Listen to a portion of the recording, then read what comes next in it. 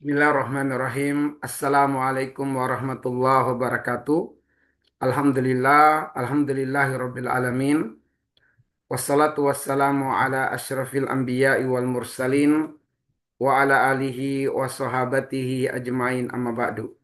Teman-teman sekalian, semoga antum dan antunna dalam keadaan sehat walafiat di bumi manapun kaki Anda berpijak saat ini. Atas izin Allah dan perkenan darinya, kita kembali bersua melanjutkan pembelajaran perkuliahan mata kuliah studi Islam Akidah. Dan perkuliahan atau pertemuan kali ini belum dapat tersajikan secara offline ataupun secara online. Melainkan saya sajikan dalam bentuk rekaman YouTube di antara faedahnya agar supaya materi ini, materi yang sangat penting ini dapat diulang-ulang oleh teman-teman demi mendapatkan pencerahan dan juga pemahaman. Materi kita hari ini adalah tentang toleransi, ya, tentang toleransi, toleransi Islam dalam perayaan Natal. Bagaimana prinsip Islam tentang hal ini?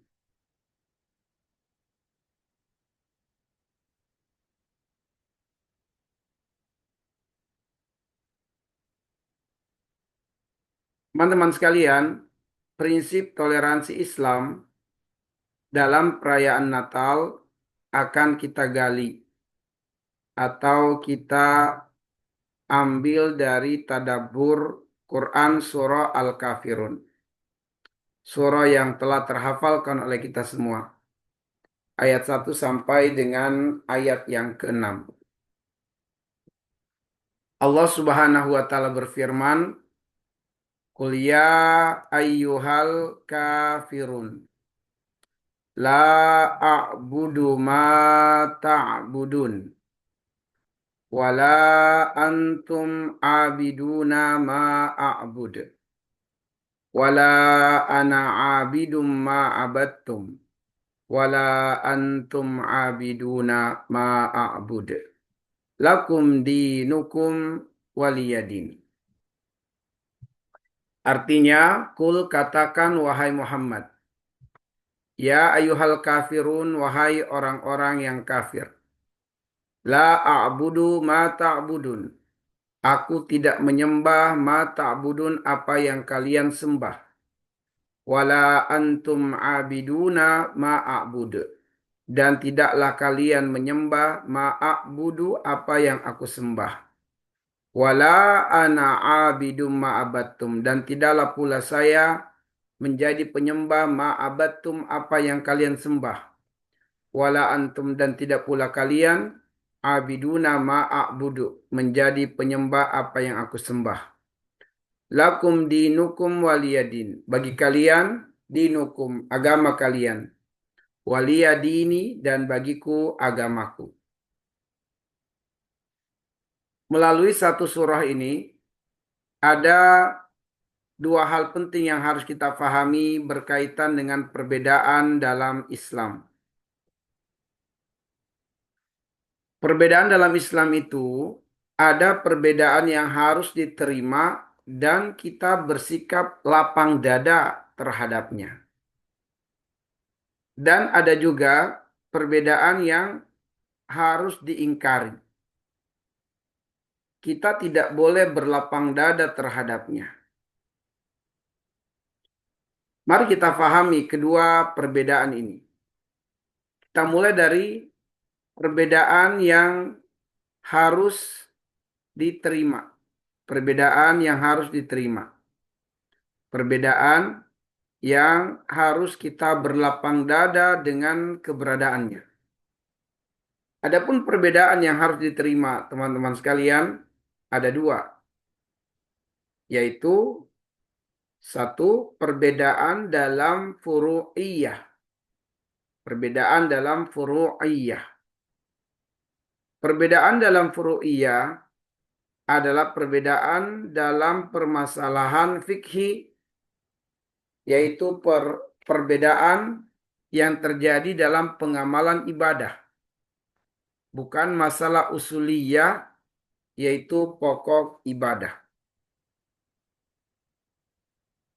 Ada yang ketika bersujud, kedua telapak tangan yang lebih dahulu mendarat ke lantai, dan ada juga yang mesti kedua lutut yang pertama kali mendarat di lantai.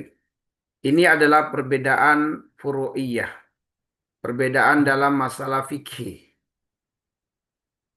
Ketika berudu, ketika bertayamum, banyak sekali perbedaan-perbedaan akan kita temukan. Ini semua adalah di antara contoh perbedaan furu'iyah.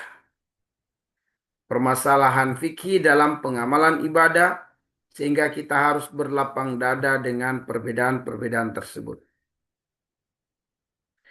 Ada perbedaan berupa perbedaan ijtihad yang terjadi di kalangan para sahabat Nabi Shallallahu Alaihi Wasallam tentang suatu persoalan, dan kita harus meyakini semua sahabat itu adalah masuk ke dalam surga Allah Subhanahu wa taala. Radhiyallahu anhum wa radu'an, di mana Allah ridho kepada mereka dan mereka pun ridho kepada Allah Subhanahu wa taala. Maka perbedaan yang terjadi di kalangan para sahabat adalah perbedaan yang kita harus berlapang dada dengan keberadaan perbedaan itu. Kita tidak boleh menyalahkan atau mencela salah seorang pun dari sahabat-sahabat Nabi Shallallahu Alaihi Wasallam. Misalnya teman sekalian, perbedaan ijtihad itu ya perbedaan antara Ali bin Abi Thalib dengan Muawiyah yang menyebabkan meletusnya perang Siffin. Perbedaan antara Aisyah dan Ali bin Abi Thalib yang juga menyebabkan terjadinya perang Jamal. Ada perbedaan antara Aisyah dan Ibnu Abbas dalam kaitannya dengan Rasulullah ketika dimi'rajkan, apakah melihat wajah Allah ataukah tidak. Dan masih banyak perbedaan-perbedaan dari kalangan para sahabat-sahabat Nabi Shallallahu Alaihi Wasallam. Maka perbedaan yang muncul di kalangan sahabat adalah perbedaan ijtihad, dan kita harus berlapang dada dengan perbedaan tersebut.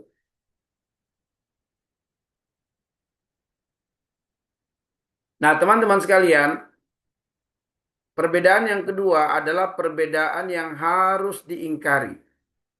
Perbedaan yang tidak boleh kita memberikan ruang terhadapnya. Yang pertama adalah perbedaan dalam masalah usuliyah. Perbedaan dalam masalah akidah. Ini tidak ada ruang.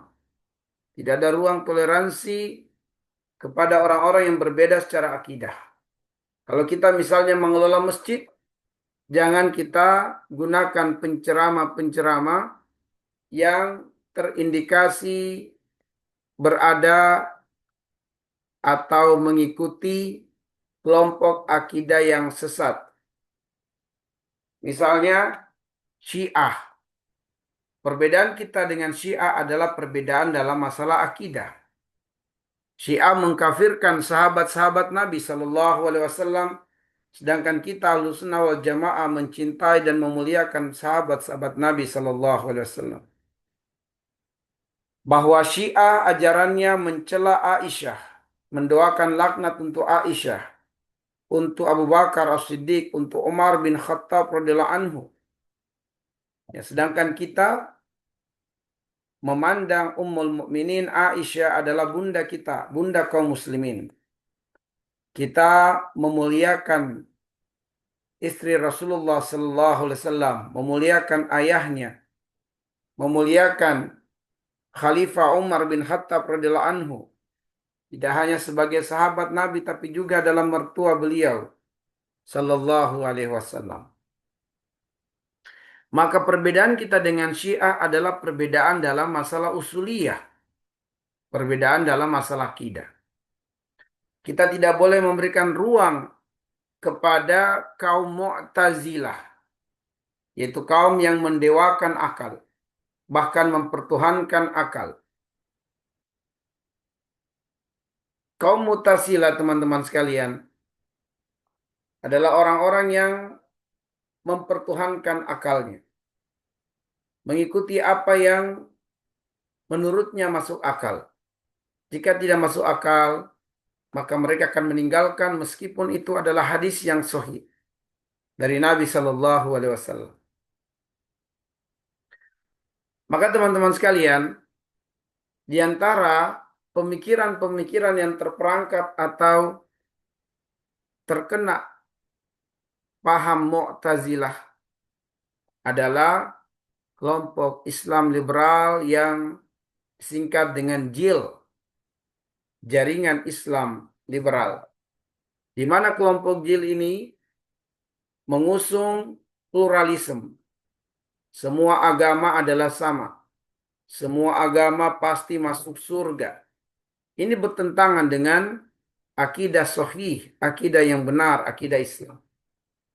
Maka karena itu, kalau kita tahu seseorang telah berafiliasi kepada akidah Mu'tazilah, maka hendaknya kita tidak memberikan ruang kepadanya untuk tampil di depan publik lalu berbicara tentang urusan agama.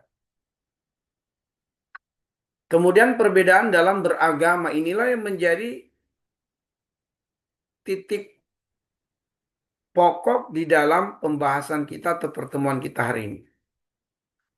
Yaitu perbedaan dalam masalah beragama. Dan kita lebih menspesifikkan perbedaan dengan agama Nasrani, agama Kristen, khususnya bulan yang kita berada di dalamnya saat ini. Bulan Desember, di mana mereka dalam keimanannya dan keyakinannya bahwa 25 Desember adalah hari kelahiran anak Tuhan. Disebutlah sebagai hari Natal. Bagaimana kita sebagai seorang Muslim menyikapi ajaran keagamaan, keyakinan mereka? Bagaimana kita bersikap terhadap ucapan-ucapan selamat Natal? Teman-teman sekalian,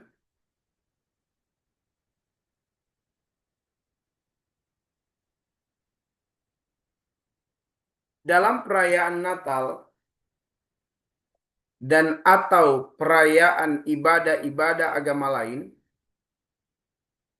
prinsip Islam berdasarkan Quran Surat Al-Kafirun adalah tegas. Bahwa toleransi dalam Islam itu adalah mengakui adanya perbedaan tanpa mencari-cari persamaan. Inilah prinsip Islam berdasarkan Surat Al-Kafirun. Bahwa toleransi dalam Islam adalah mengakui adanya perbedaan tanpa mencari-cari persamaan. Dengan kata lain, toleransi Islam itu adalah tegas. Tegas ini adalah singkatan yang setiap huruf dari kata tegas inilah yang menjadi prinsip dasar toleransi Islam dalam beragama. Ada 5 prinsip toleransi Islam, yaitu huruf T, tauhid harga mati. Kemudian huruf E, eksklusif dalam akidah dan ibadah. Yang ketiga huruf G, garis batas ibadah yang jelas. Huruf A, akhlak yang mulia. Dan huruf S, santun dan konsisten. Yang pertama teman-teman sekalian, tauhid harga mati. Ini merupakan manifestasi dari firman Allah, "Qul," katakan wahai Muhammad, "ya ayyuhal kafirun," wahai orang-orang yang kafir. Perintah ini langsung dari Allah. Kata Qul, katakanlah, menunjukkan urusan akidah yang tidak boleh dibungkus basa-basi. Tauhid bukan ruang negosiasi, tapi tauhid adalah perintah ilahi. Kemudian teman-teman sekalian, penyebutan al-kafirun ini bersifat teologis, bukan emosional. Allah tidak berkata wahai kaumku atau wahai manusia, tetapi wahai orang-orang kafir. Maka siapapun yang tidak bertauhid, meskipun baik secara sosial, dia tetaplah kafir secara teologis. Maka kafir adalah status akidah dan bukan makian.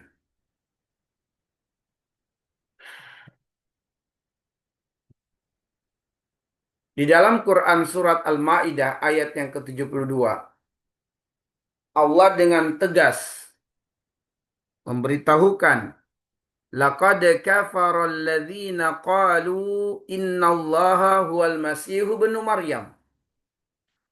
Sungguh telah kafirlah orang-orang yang mengatakan innallaha sesungguhnya Allah huwal masihu ibnu Maryam.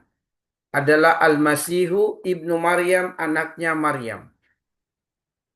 Wa qala al-Masihu dan berkatalah Al-Masih yaitu Isa bin Maryam, ya Bani Israel, wahai Bani Israel, u'budullaha rabbi wa rabbakum. Sembahlah oleh kalian Tuhanku dan Tuhan kalian. Innahu may yusyrik billah, sungguh siapa saja yang menyekutukan Allah, faqad harramallahu alaihil jannah wa ma'wahun nar. Allah akan mengharamkan atasnya surga. Wa ma'wahun nar dan tempatnya adalah neraka. Wa malidh zalimina min ansar. Dan tidaklah ya orang-orang yang berbuat zalim itu mendapatkan seorang penolong. Wa malidh zalimina min ansar. Baik. Jadi teman-teman sekalian, orang-orang kafir adalah mereka yang meyakini telah lahir anak Tuhan di tanggal 25 Desember. Bahkan kemudian Isa bin Maryam oleh mereka dideklarasikan hingga hari ini sebagai Allah, ya sebagai Tuhan. Maka inilah yang menjadi landasan kalau mereka adalah orang kafir. Maka jangan ragu untuk mengatakan bahwa mereka adalah orang kafir.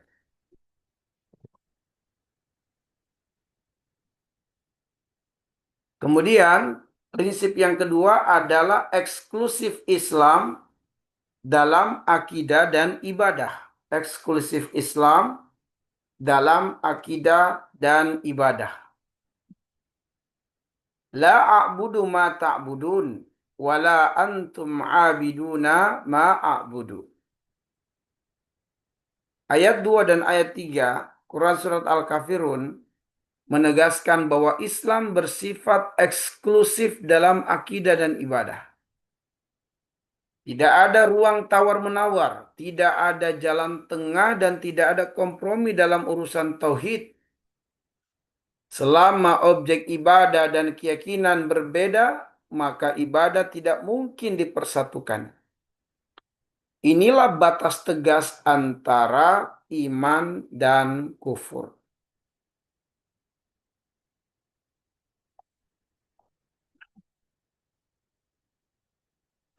Dengan kata lain teman-teman sekalian, Muslim tidak boleh ikut ritual atau simbol keagamaan Natal.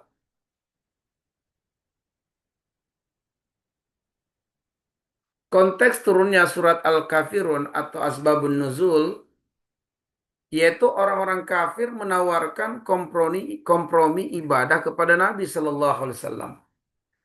Bentuknya, Nabi Shallallahu Alaihi Wasallam diminta menyembah berhala, Al-Lat, Al-Uzza, Al-Manat, dan lain-lain.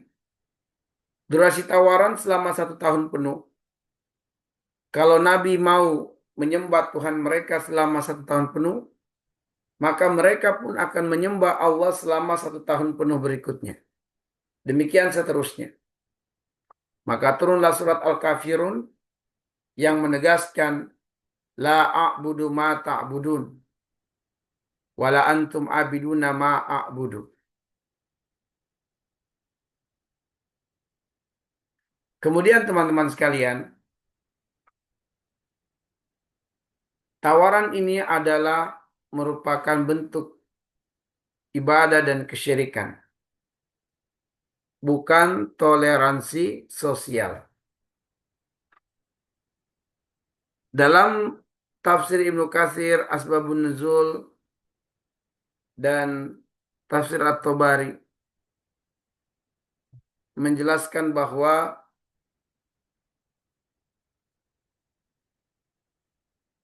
tawaran orang-orang kafir kepada Nabi Shallallahu Alaihi Wasallam adalah praktek kesyirikan yang nyata, praktek kesyirikan yang tampak. Karena itulah Rasulullah Shallallahu Alaihi Wasallam dengan tegas diperintah oleh Allah Subhanahu Wa Taala untuk mengingkari apa yang diinginkan oleh orang-orang kafir Quraisy untuk menyembah Allah selama setahun dan baginda Nabi serta pengikutnya menyembah Tuhan mereka selama setahun. Nauzubillah.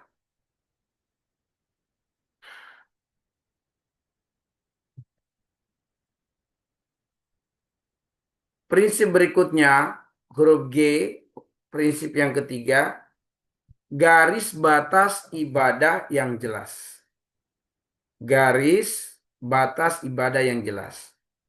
Wala ana abidum ma'abattum wala antum abiduna ma'abudu. Ayat ini menjelaskan tentang penegasan penolakan total, baik masa lalu, masa sekarang, maupun masa yang akan datang. Bahwa tidak ada satu fase pun dalam hidup seorang muslim yang membolehkan ibadah kepada selain Allah walau sekedar simbol. Jika ibadah dibatasi secara tegas, maka segala bentuk afirmasi terhadap ritual ibadah tersebut juga dibatasi. Ucapan selamat Natal ini bukan sekedar basa-basi sosial. Karena Natal itu adalah perayaan teologis. Mengandung pengakuan atas keyakinan akan ketuhanan selain Allah. Ucapan selamat, ucapan selamat itu berarti partisipasi maknawi bukan hanya verbal. Dan tentu dengan mengucapkan selamat Natal berarti memberikan atau membenarkan kedustaan mereka. Ya, membenarkan kedustaan mereka. Nah, teman-teman sekalian, Al-Quran diturunkan di dalam surat Al-Kahfi. Al-Quran diturunkan untuk memberikan peringatan yang keras kepada orang-orang yang meyakini Allah itu punya anak. Ya, di Quran surat Al-Kahfi di ayat yang keempat. Allah mengingkari perkataan-perkataan mereka bahwasanya Allah mempunyai anak. Perhatikan teman-teman sekalian ayat yang keempat. Wa yungdhirul ladzina qalu ittakhadallahu walada. Al-Quran datang memberikan peringatan keras kepada orang-orang yang mengatakan Allah itu mempunyai anak atau Allah mengambil anak. Malahum bihi min ilmi wala li abaihim. Apa yang bagi kalian terhadapnya tidak ada ilmu. Dan juga bapak moyang-moyang mereka juga tidak mengerti tentang ilmu. Kaburat kalimatan takhruju min afwahihim. Amat buruklah apa yang keluar dari mulut mereka. Iyaquluna illa kadziba. Ya. Mereka berdusta. Mereka berdusta tentang tanggal kelahiran Isa bin Maryam, hari kelahirannya, tahun kelahirannya, bulan kelahirannya adalah kedustaan. Di surat Al-Anfal, Maryam itu terlahir di musim panas. Musim panas. Kekeringan luar biasa. Lalu apa hubungannya kelahiran Nabi Isa dengan musim salju? Apa kaitannya dengan pohon Natal? Apa kaitannya dengan Santa Claus. Ya, nggak ada hubungannya teman-teman sekalian. Baik, kemudian yang keempat, prinsip Islam yang keempat dalam beragama adalah akhlak mulia. Lakum dinukum waliyadin. Ayat ini menegaskan bahwa setelah batas akidah ditegakkan secara tegas, Islam mengajarkan akhlak yang mulia dalam menyikapi perbedaan. Tidak ada paksaan, tidak ada caci maki, dan tidak ada permusuhan karena iman. Perbedaan diakui dengan jujur namun disikapi dengan adab. Tegas dalam tauhid, santun dalam muamalah. Berbeda tanpa mencela. Berprinsip tanpa zalim. Al-kafirun menutup dengan akhlak iman, dijaga, ya, dijaga, kemanusiaan dimuliakan. Ya, iman dijaga, kemanusiaan dimuliakan. Rasulullah bersabda, "Innama bu'istu liyutammima makarimal akhlak." Sesungguhnya aku diutus untuk menyempurnakan akhlak yang mulia. Rawahu Ahmad dan hadisnya Hasan. Akhlak mulia ini bersifat universal, tidak terbatas hanya kepada muslim. Ya, akhlak mulia bersifat universal, tidak terbatas hanya kepada kaum muslimin. Tapi kita berbuat baik, berakhlak mulia kepada semua agama dalam perkara dunia, ya, dalam perkara dunia, dalam perkara muamalah.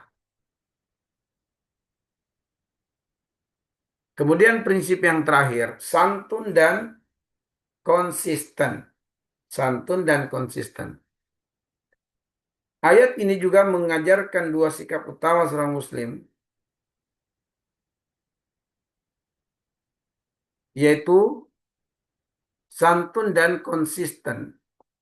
Santun dalam interaksi sosial, tanpa celaan, tanpa kebencian, tanpa paksaan. Namun konsisten dalam akidah, yaitu tidak berubah, tidak ikut, dan tidak mengaburkan prinsip tauhid.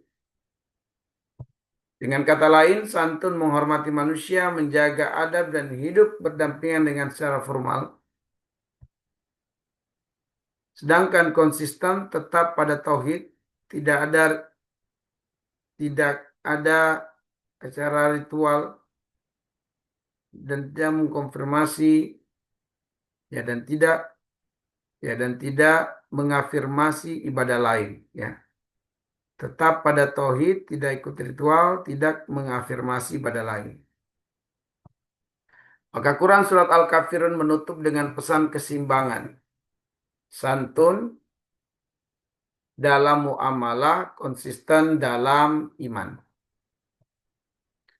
Nah, Allah Subhanahu wa taala berfirman sebagai dasarnya teman-teman sekalian di dalam surat Al-Mumtahanah ayat yang ke-8, la yanhakumullahu 'anil ladzina lam yuqatilukum fid dini wa lam yukhrijukum min diyarikum an tabarruhum wa tuqsitu ilaihim.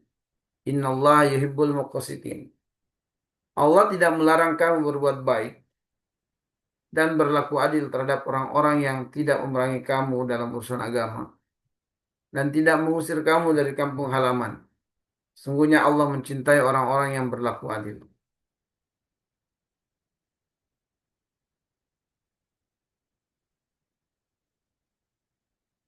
Nah, sebagai kesimpulannya, Quran Surat Al-Kafirun adalah surah penegasan akidah sekaligus pendidikan akhlak.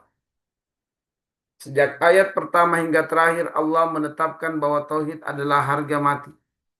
Tidak ada tawar-menawar dan tidak ada kompromi dalam ibadah. Perbedaan ini ditegaskan dengan jujur. Ya, perbedaan iman ditegaskan dengan jujur tanpa dicampur adukkan.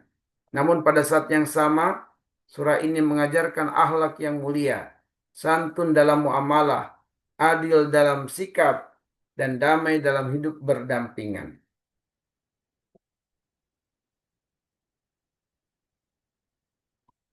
Baik, alhamdulillah teman-teman sekalian, selesailah penyajian atau pemaparan materi pada hari ini.